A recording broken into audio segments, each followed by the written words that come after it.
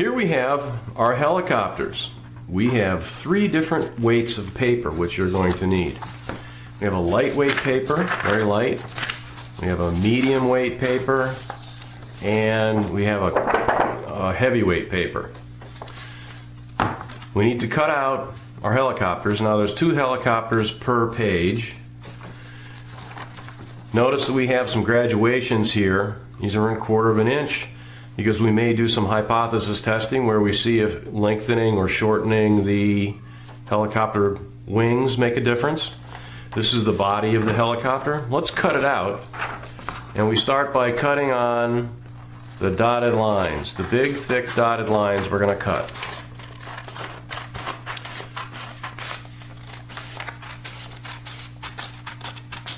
Alright, so there's that one. Then we cut to the straight line just on the dotted line.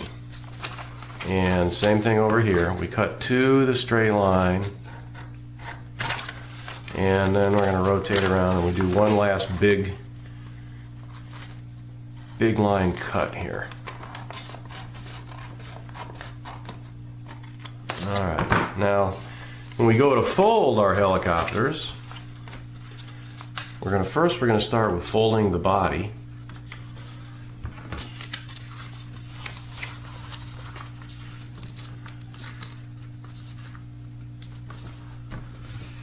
Alright, we have our body folded.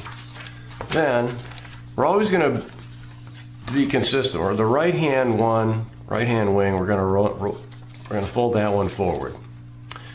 And then the other wing, we're going to fold it this way. We now have a helicopter. That is a helicopter.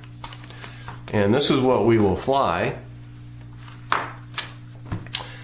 And we're going to time how long it takes for it to fly. And what we want to find out in our hypothesis test is, does the weight of the paper, whether it's light, medium, or heavy, make a difference as far as the length of time it takes to hit the ground after we launch it from the ceiling. We will also do a hypothesis test on wing length. And then we'll probably do a design experiment where we look at wing length and body length and some other modifications that we might make to our helicopter in an attempt to maximize our flight time.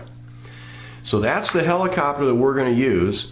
It's in a PDF document that you can print with different types of paper on your printer, and we're concerned about the time it takes for it to fly, and we always want to maximize our flight time. So that's our helicopters, and we're going to use those for some of our hypothesis testing.